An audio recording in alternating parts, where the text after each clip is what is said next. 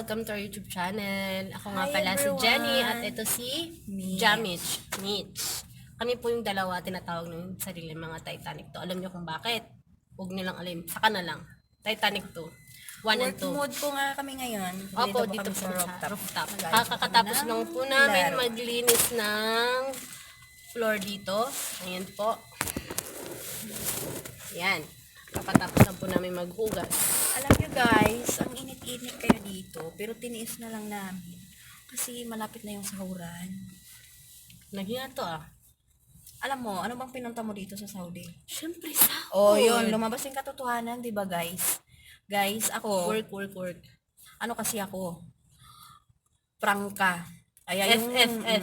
kaya yung sinabi ko, kung pumunta ako ng Saudi, para sa sahod. Opo, tsaka ano lang po, kahit po gano'ng kabigat ng trabaho nyo, huwag nyo na lang pong dibdibin. Huwag nyo isa-isip. Ang ilagay nyo sa puso't isip nyo, uy, magsasahod ako. Tsaka matatapos na yung buhay. Yung araw pa kaya ni konting-konting oras lang yan. 24 hours lang, matatapos din yun. Tsaka, work. Tsaka bigyan mo ng konting kembot. Diba? Good vibes lang. Tingnan mo, dumating ako dito April 2000. 2018. Mm-mm. Then, Ako malapit na naman, din yung matapos yung kontrata ko. si pauwi na siya. Ako naman, December 2016. It's been 4 years Ngayon ago. naman ito. Helicopter maingay yung background namin. 2016 ako dumating dito. 3 years hindi ako umuwi. Kinaya ko po yung homesick. Nilabanan ko po.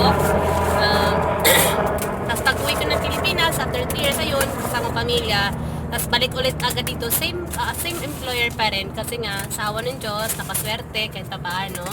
Kahit malas tayo sa pag-ibig at swerte tayo sa pamilya, swerte tayo sa alam nyo guys, trabaho. bakit kami maswerte sa amo?